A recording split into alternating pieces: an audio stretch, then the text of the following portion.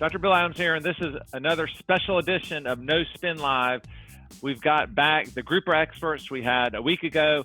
We've had incredible feedback from that show, and it was on Show Us the Data on COVID-19, that there's a lot of hype out there, a lot of media coverage, social media, quite a bit of misinformation. What we were discussing was we really need to look at the data, the science, and that's what has always, through history of mankind, has led us through different crises. And so with us again, we've got three great international experts, Dr. Charles Randquist from Stockholm, Sweden. Charles, how are you? I'm fine. Thank you for having me and meeting this Absolutely. great group. Dr. Tom Wiener from my neighbor just south down in Houston, Texas. Tom, I see you got the Astro shirt on. Another conspiracy theory.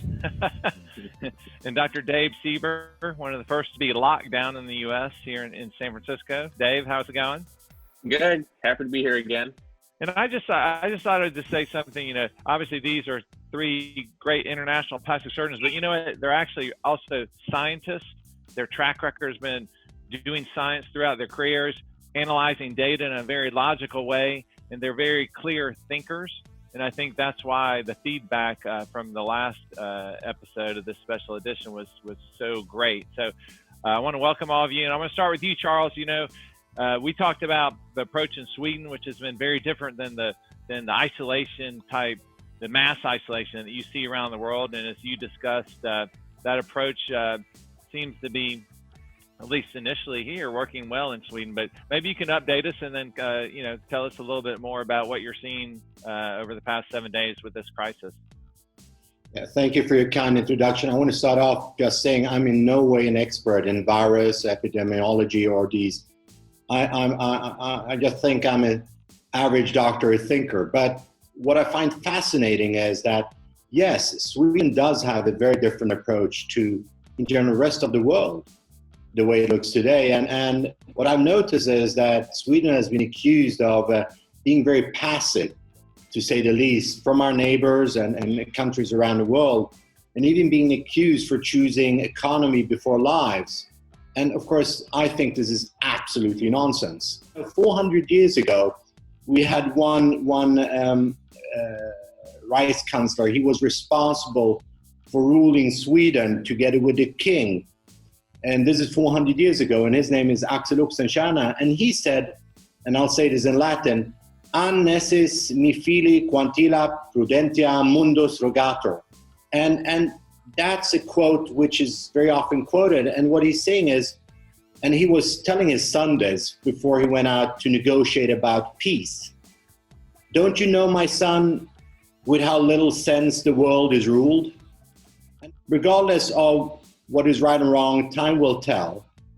But the way it's done today in Sweden is that the Swedish population has a lot of trust to the government, but even more so to the authorities that base their reasoning on science, looking at this day by day, going out in television day by day, public and to the politicians, what they recommend. And this is important.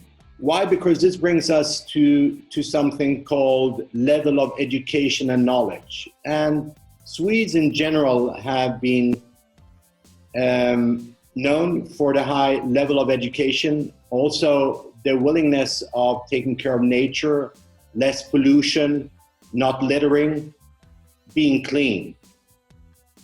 So what we see today is that these authorities are giving guidelines to their citizens. And in a democracy, at least in my world, it's based on the level of how the population is able to cope with the recommendations of its government, chosen by us. And we do listen. And the first things that we did about 3 weeks ago when we were hit by our first cases was understanding the importance of isolating, putting elder people in quarantine, and also those ones who are predestined to be suffering worse of this virus. We all know about them: high blood pressure, pulmonary distress, etc., diabetes, obesity, to just name a few of these ones. But thereafter, life has been going on. Yes, we've had restrictions. Restaurants, offices are open, but people are recommended to work from home. And so far, it looks good. Now, we don't know where we're going with this, but life, business is as usual. And I think what's important to understand that these decisions are not based on economy or on politics. It's based on what our scientists find is the best for the society. So the moral debate is not about economy versus lives, but lives versus lives. So by shutting down, creating a lockdown, and today it's approximately 1/5 of the world population, we have to ask ourselves, what are these consequences now and in the future on so many different levels? I mean, regarding education, health, economy. So it will be years before we actually know what these drastic decisions will bring us, and until we fully understand the consequences. But I do believe it's important to understand that the way it's being done here in Sweden is not based on social media or television. Our decisions and measures, I feel,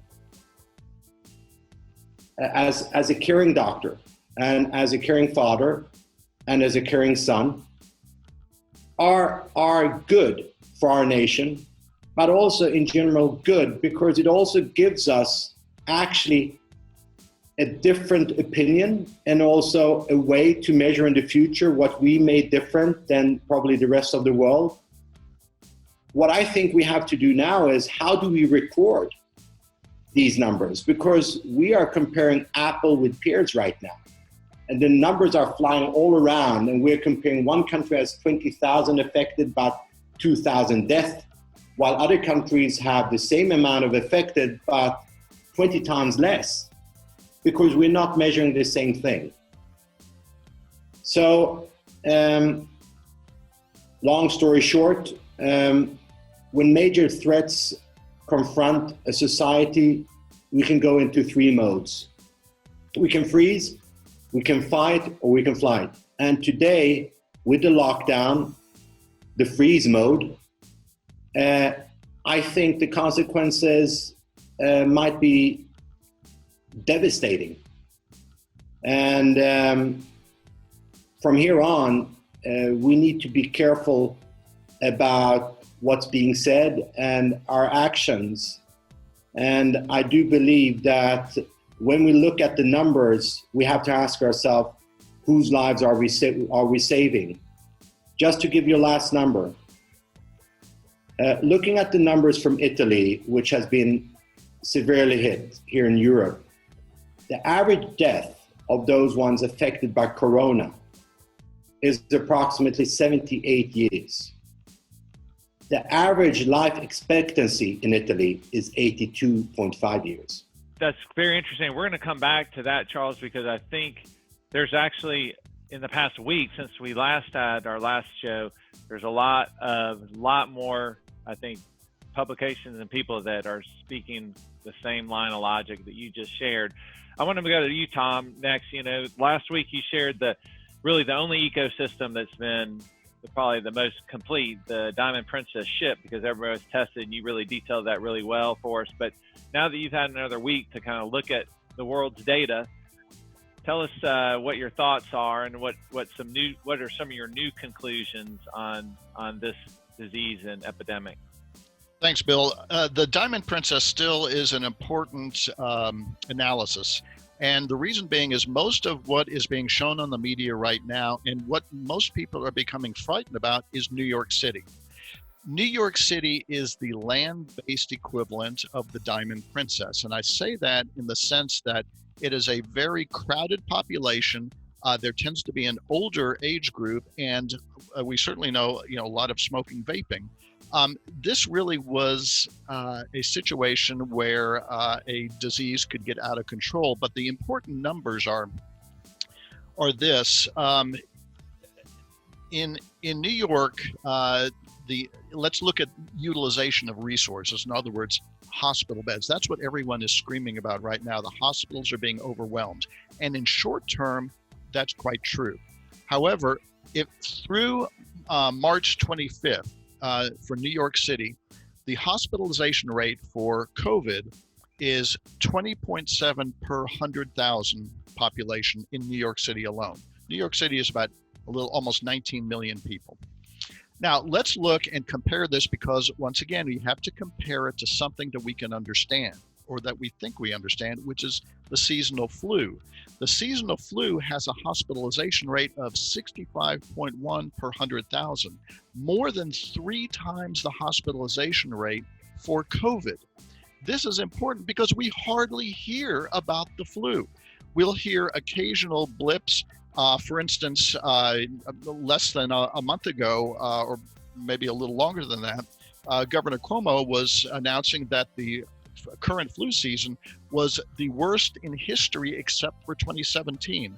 Those numbers are very telling, and the reason being is this: in the United States, the flu hospitalization rate numbers are for the current season are estimated between 390,000 and 710,000 hospitalized.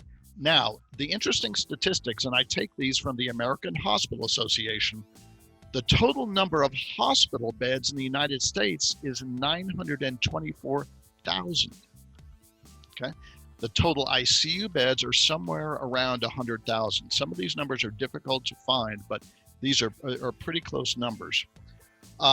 The United States has more critical care beds per 100,000, in other words, per capita, than any other country. 34.7 critical care beds per 100,000, as compared to Italy, which has 12.5. Now, Germany has about the same number as Italy, but Germany has done a better job at controlling coronavirus for various reasons. However, if you look at the resources, like we discussed at the last No Spin Live, if you put on top of the seasonal flu even something that is a minor blip, I'm not calling the coronavirus a minor blip.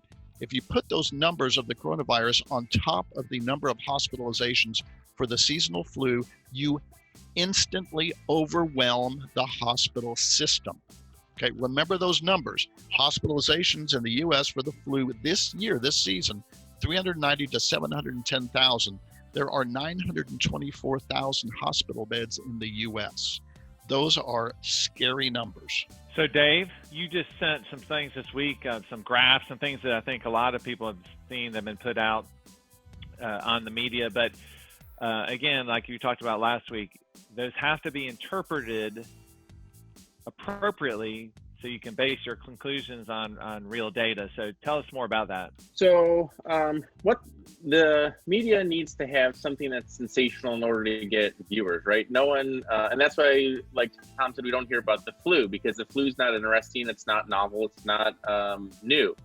And no one wants to hear about people getting sick and being hospitalized and dying from the flu or pneumonia or anything like that. So in order to make news, they need to take data and sensationalize it in some way. So what's commonly happening, especially over these last few days, as the cases in New York and the United States have continued to grow, is that a lot of the data shown is for total cases. And the issue with displaying data only as total cases is that the information itself is somewhat irrelevant, because you really need to look at the total population of the country.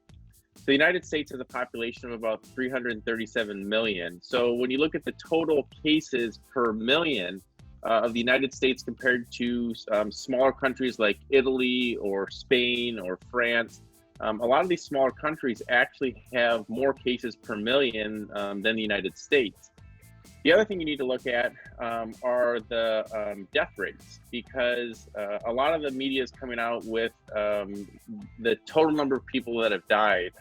But really, when you look at the number of people who have been tested or infected, you need to kind of compare that to the death rates so that you know what the absolute number is. Because when you're just comparing these raw numbers from country to country or even state to state, the data there is somewhat meaningless because there's no reference point. And Dave, in terms of the graphs that, like it shows exponential growth and you see that curve and then eventually, that flattens out, that, and that's something I want to ask each of you, but what nobody factors into that is obviously as the hosts go down, or one of that's like Anthony Fauci from the NIH that's leading the U.S. task force. Right now the U.S. has decided this social distancing, relative isolation, particularly in areas with more cases, is the way to kind of flatten the curve, which is probably true up to a certain point. But the other thing that can flatten the curve is just the concept of herd immunity. People that are already had the disease obviously weren't tested. We know from the Diamond Princess that over 50% of people have asymptomatic infection. So what are your thoughts about that? So I think there's a lot to be said about that. The one thing that's really interesting about this COVID-19 virus is it's a single-stranded RNA virus. And that means a couple things. Because it's a single-stranded RNA, it means that the virus has a hard time mutating. So what we're not seeing in a lot of the stuff that I've read is that this virus isn't mutating.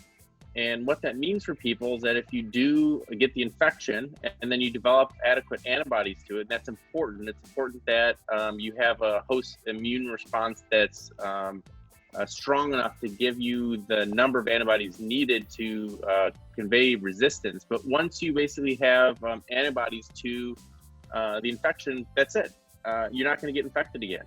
And what's kind of the same among all these coronaviruses is that they tend not to mutate at all. So kind of like what Sweden's doing, I think it is important that at some point people, young people who are healthy and aren't going to die, and we talked earlier about this is really only affecting elderly people who severely, you're going to get immunity to it, and then this really isn't an issue anymore. Another thing the media likes to do is talk about how the COVID is affecting children and young people. When you look at the flu itself, from October of this year, there's been 150 children who have already died from the influenza. And, you have one person who's 12 and it's still terrible because no one, it's awful when younger people pass away from diseases, but you need to really understand all of this information together and, in correlation with something that we deal with year after year. Yeah, I mean, I think if you look at, there's many experts now that have come out and said that there clearly is immunity developed and established in people that have infections. So this nonsense about, well, you don't know if anybody develops immunity it's just pure rubbish. But Charles, back to you. I mean, Sweden, again, has taken a slightly different approach. I know that you have closed down universities, I think the upper secondary schools, but some of the younger children were going to school, but that all gets to this concept. So what are your thoughts on like herd immunity and acquired immunity for this? Like I said last week, I think that's the foundation of how I believe we're approaching this. By putting elderly in quarantine and those ones who have these diseases that are more dangerous, creating a herd immunity among the general population. And we do know that once the population has reached immunity of approximately 60%, the virus has a difficulty surviving because it needs a host. We do not know when there will be a vaccine. So by creating this concept of herd immunity within the society, we hope that we'll be able to, once we release the lockdown or quarantine of elderly, we'll have enough people that are healthy to take care of them. Right now, the biggest danger is actually with healthcare staff. Why? Because they need to have a certain level of education to take care of the sick ones. And if we lock down, we're not able to protect the society and its citizens, especially those ones within healthcare. Once we take away the lockdown, we'll have a second wave, a third wave, or a fourth wave. Now, I do understand that what the authorities are trying to create is to avoid that severe peak that stresses the healthcare system. intensive care. But if this is sufficient, we do not know. It might actually be counterproductive in many ways. So yes, our schools are open, our kindergartens are open, people are affected. We do know that the numbers approximately are 10 to 20 times as high as those ones who are tested. Most of the ones who go through this type of virus infection are unaffected in the sense that they don't show any symptoms.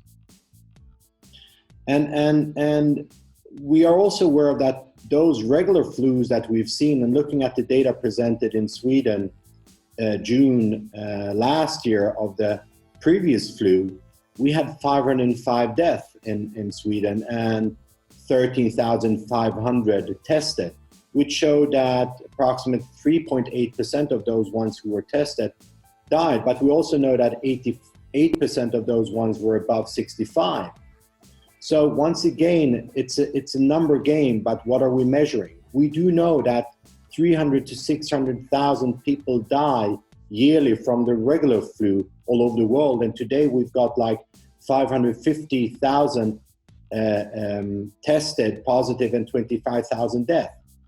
So what we're doing right now is creating emotional reaction. Some might even call it slightly hysterical, where we're testing, experimenting with new ideas that has no medical evidence, believing that we might satisfy or lessen concerns about, among the citizens. But once again, like I've said previously, long-term, these drastic decisions might actually be much worse for the world in general. And we all know there's absolutely no clear evidence that anything that we're doing right now has any medical value, which should be the foundation for what we're doing right now. Right, because of lack of data. And we're comparing we're not comparing apples to apples when we compare to the flu. And the important reason being is just what you said, is the flu is a disease that has a vaccination associated with it.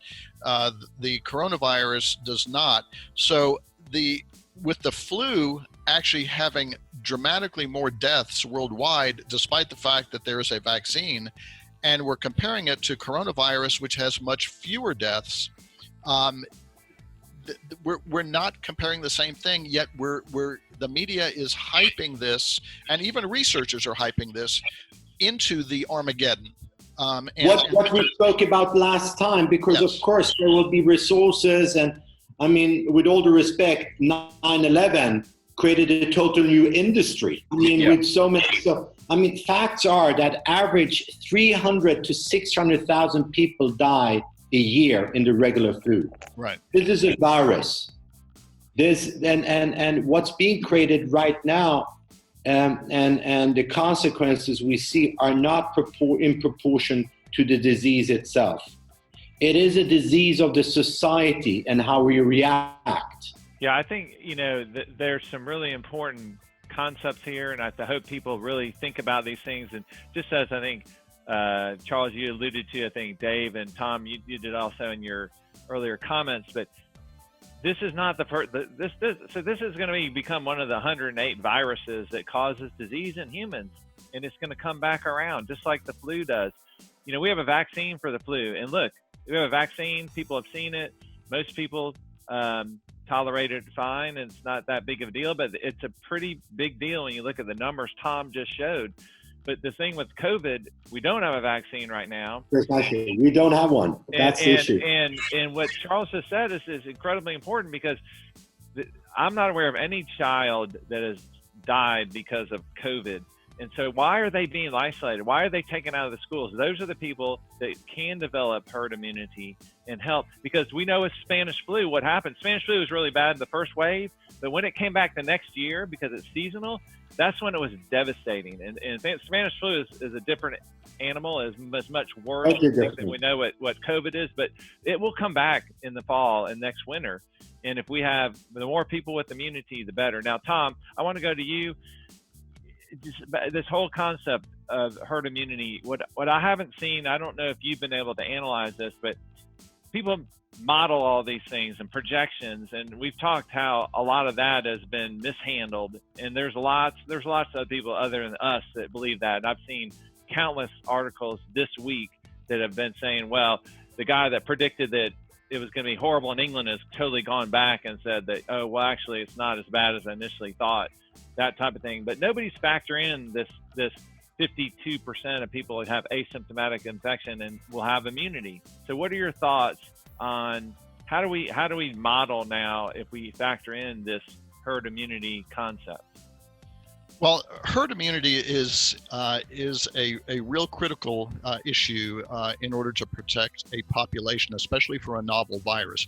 So currently what we're looking at when dealing with a novel or a currently unknown virus where no vaccine has yet been developed, there are three different arms to try to control it. One of which is no isolation whatsoever. Another one is total isolation. And then, of course, the hybrid of isolating the elderly and those at risk. So the problems with, for instance, let's say no isolation whatsoever, is a lot of people will die that are at risk anyway, the elderly and those with comorbid conditions. When you isolate everyone, just as you and Charles have stated, you're missing the benefit of the human body's natural ability to get vaccinated, and that is herd immunity. You get the disease, most are asymptomatic, and you get antibodies. So you are protecting that, and the concept of herd immunity is to insulate those that are at higher risk from contacting someone who is a carrier. So you have 10 people in the room, one is a carrier, 3 people are at risk, those other 6 people are buffering those at risk. Now, some important things with the flu, going back to the flu, because it's the model that we at least somewhat closely understand. The CDC, and these are numbers from the CDC, estimates that the flu vaccine reduces the risk of the flu illness by 40 to 60% when the strains of the vaccine are a good match. So what you're looking at is it's effective 40 to 60%. So that means that these numbers of the flu being 0.1% mortality or hospitalization rates of 390 to 710,000, without that vaccine, the regular seasonal flu would be astronomical. With the coronavirus, and what that puts the coronavirus in perspective is that this coronavirus, aside from a highly susceptible population, such as the elderly, such as someone with pulmonary disease, this virus doesn't seem to be very virulent. Those are some of the important key factors to understand. And then we jump into how the data is processed. You mentioned, Bill, that there are more scientists, doctors starting to step outside the box and say, maybe we're not really going in the right direction with all of this. They're not so afraid to speak out, because early on when they spoke out, they were condemned by their colleagues. And that's wrong, because that's not science. That's not looking at all the issues.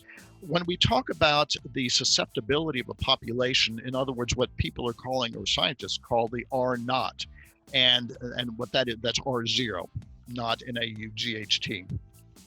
That is a number that sort of tells us the susceptibility of a population to a virus or a disease. Now, currently, the CDC is listing COVID as an R naught of about 1.95. In other words, if one infected person steps out into the general public, a little less than 2 people are going to be infected.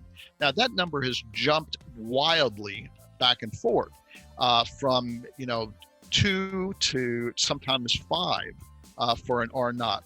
Now, the flu, current seasonal flu, are not, once again, the mortality rate for the current seasonal flu is estimated around 0.1%. The R naught is about 1.3. So you step outside, infected person, about a little over one person is going to get the flu from that infected person. The 1918 flu, the R naught was 1.8 and the mortality was 2.5%. That was a nasty critter. Importantly, different than COVID. COVID does not seem to be a very virulent disease. The 1918 flu, everybody died from it. Not just the elderly, not just those at risk, but children, the young, etc., died from it. We're dealing currently with the COVID with an R naught that is unknown. Okay, these are absolute pure guesses because we just don't have the numbers. We don't have the numbers in testing. The tests are maybe 70% effective as far as telling us whether someone actually has the disease or not. And so we're probably underestimating the total number of the population that actually has been exposed and possibly even gone through an infection with COVID in an asymptomatic sense. And because of that, we have to understand that how do we treat this until a vaccine is developed? And right now, just shutting down the entire population has its consequences, as Charles and David and you has said. Shutting down an economy for a prolonged period of time has consequences, including a fixed mortality rate that will last years beyond the COVID crisis. That's what we have to decide. It's not, as Charles said, this is not lives versus money. It is lives versus lives, and this is crucial to keep a society intact.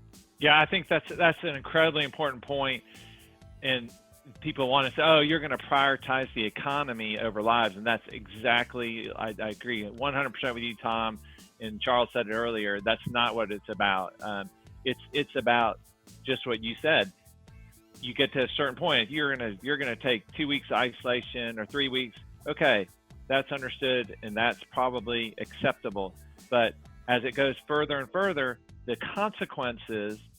And it is economic consequences, but you have to be a realist and you have to understand that those consequences, when you model that, it's an exponentially higher risk to the entire global population on multiple levels. And so you have to factor that in, and it is lives versus lives. I found some good data here that basically looks at testing per million of various countries in the world. And the UAE has tested 12,738 people per million, whereas the US has tested 313 people per million. And what this means is that there's likely a lot more people out there that actually either are asymptomatic with the virus or have already had the virus and recovered for it, in part going back towards that herd immunity. And this is important because a lot of the mortality rates that we're seeing are coming out of hospitals where they're testing people who are already extraordinarily ill, coming into the door, testing them, and then are posting those mortality rates. Something that was really interesting from that paper that Bill sent us yesterday was that this virus likely has been here for a long time. And when people were in the hospital and were dying of pneumonia or of a flu, they assumed that's what it was. When in some of these people, this could have been the COVID virus all along. They just didn't have a way to test for it. And like we discussed last time, it was really interesting that about 7 to 14% of the pneumonias we get annually are from some type of coronavirus. And I think a lot of people didn't even realize that this virus or a similar type of virus has even been around before. Yeah, I think, I think you're referring to, there's a British pathologist article just written, and, it was an excellent article, and we'll show that on to the viewers here. But he did make the point that, that now we're moving towards a thing where there's, say, for example, a person that has multiple comorbidities, they're very sick from various things, and they come into the hospital, and now with this kind of hysteria, all they do is test for COVID and they're positive. Well, they have no idea what really is causing the person's morbidity. And Bill, those comorbidities are really crucial to understand this disease or any disease. What is actually killing people or what is contributing to their death, their demise. When we look at COVID, it really attacks the elderly. It also attacks those with cardiovascular disease or pulmonary disease, even such things as asthma. And we know that asthma is relatively prevalent in a younger population. So there are going to be younger folks that are going to get sick, but not necessarily a high rate of death. Now, importantly, the European version of the Center for Disease Control has just recently listed smoking and vaping as a risk factor, as a high risk group. That's important because people who smoke and vape assume that it's just their personal choice. It's not going to affect everyone. Well, it does. It does in a huge way, not just for hospitalization and resources, but transmittal of the disease. If you are sicker, you likely have a greater chance of transmitting the disease to anyone you contact. The other thing, there was a small study in China regarding this. It was only 99 patients, but it's one of the few studies currently, and I'm sure more will pop up. These 99 patients in China, the smokers were shown to have a higher mortality rate than the elderly. That's huge, and that is an avoidable risk factor. Yeah, and you know what I think this discussion, which is very interesting, brings us to are two different things. First of all, by stretching the healthcare system the way we're doing now, we are made aware of the weaknesses and where hopefully there's been failure. But it also brings up a couple of very interesting discussions. We are trying to fight this virus by lockdowns, but at the same time, those ones who are mostly affected are, like you just said, Tom, smokers, obese patients, diabetes, high blood pressure. And when we look at obesity itself, it causes around, associated to obesity, 5 million deaths a year around the world. So there are certain diseases which are so-called Western diseases that are causing a high mortality rate regardless of flu or no flu.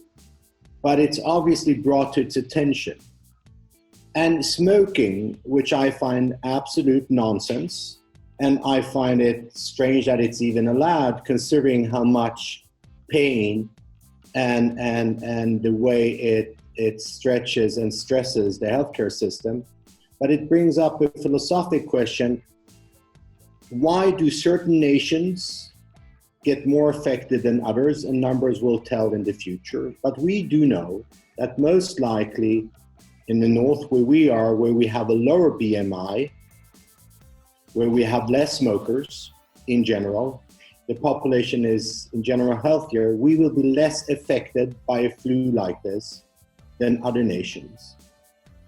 So the philosophical question is also, how do we take care of ourselves, and what's most important, to build up huge intensive care centers to take care of people that get into these situations when they occur, or preventive healthcare, educating people about the risks of obesity, sugar-enriched food, smoking, intoxication, etc., etc. So I find the philosophic about our society and democracy quite interesting, and even more so when we look at our actions based on something that happened 3 months ago in China, where the action from a totalitarian state was locking down a whole city. And without questioning, adopting the same philosophy in our democracy. How long are we going to keep people locked in? When will people react and question what's going on? And once they're released, when this occurs again, where will the trust be to these governments if that occurs, which we do not know. So there are a lot of other questions that will be raised based on what's happening right now.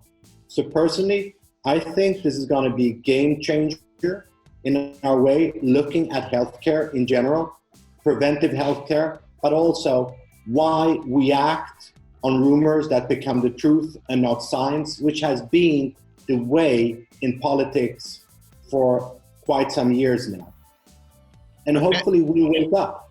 Great comments. And then, I just want to get a couple other concluding remarks from Dave and then Tom. But Dave, in the big picture, what kind of conclusions would you make at this point for our viewers? So I think the main take home is you really have to think, what's the media doing, and what are people's main fears? So when people are isolated and they're sitting at home, what are they scared about? And I think the main thing people are scared about is getting sick and dying from something. And I think we've done a pretty good job with this data showing that you might get sick, but your risk of actually dying from this, if you're otherwise healthy and you're not over 65, you don't smoke, you don't vape, you don't have any comorbidities, your risk of something serious happening is pretty low. And you getting sick actually might be beneficial because it's going to convey resistance to this virus infecting you again in the future. So it's going to start that herd immunity so that we can go back to start doing things again. I really think long term, by continuing to have everyone isolate, even though they're at low risk of getting the virus or having adverse things happen as a result of the virus, is detrimental to the global economy. And I think that lives are more important than the economy, but I think we really need to look at the data to show to let it show us what are actually happening to these lives. Tom, you're going to have the final word. All right, so I've got 3 comments. And just like all of you have said, how are we treating this, or how are we trying to mitigate the problem of COVID? And how we do that, I think you can relate to, how do you treat cancer?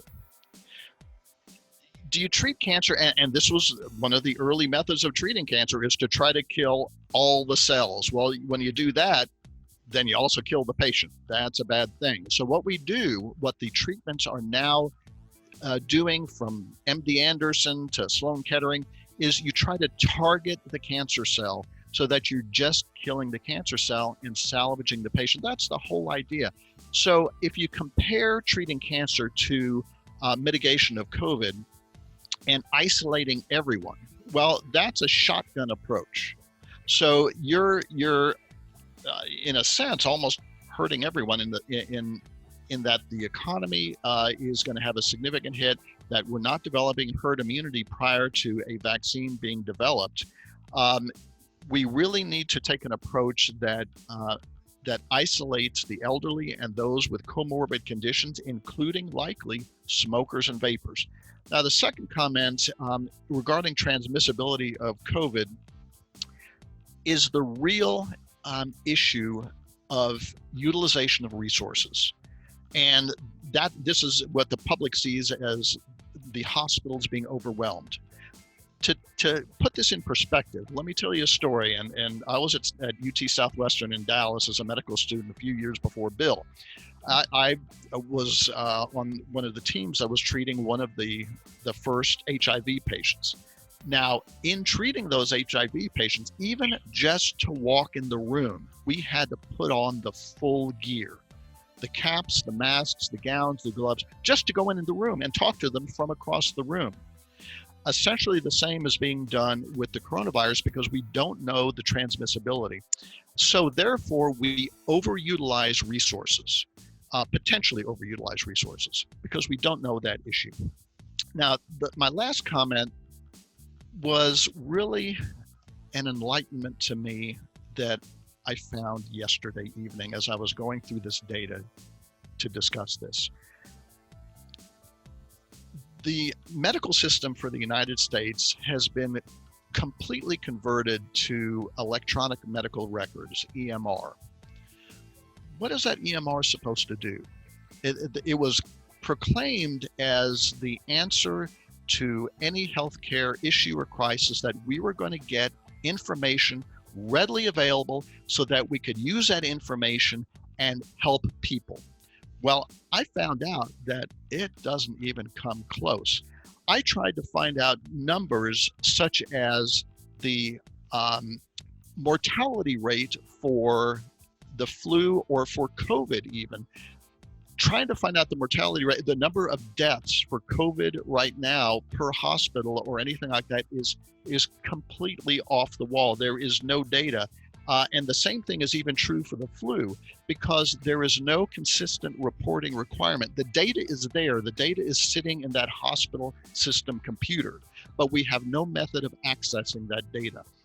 So we are shooting with a shotgun in the dark. This is the whole idea about No Spin Live. No data.